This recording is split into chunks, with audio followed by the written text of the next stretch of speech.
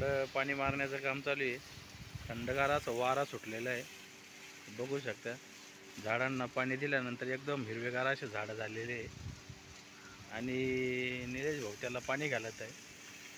त्यांना ऊन फार लागत असल्यामुळं त्यांनी डोक्याला रुमाल बांधून घेतलेला आहे. आणि ते आपल्याकडे काही चारा करत नाही. चलो असो, चारा नाही केला तर नाही केला, पण पाणी फार सुंदर मारते ते. हे बघा, हे बघा, पूर्ण पाणी मारून झालेलं आहे त्यांचं.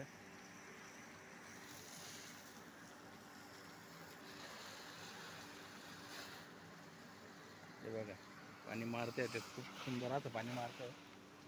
हे बघा इकडं ते आता इकडं नारळाच्या झाडाला पण पाणी मारतंय. नारळ एकदम भारी आलेले. हे बघा, नारळामध्ये इतकं गोड पाणी आहे, ते पिल्यानंतर समजतं माणसाला कसं आहे कसं नाही. तर आता हे बघा, इकडं सुंदर असं दृश्य आहे.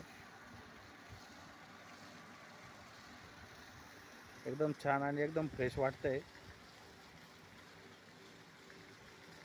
संपूर्ण पाणी मारल्यानंतर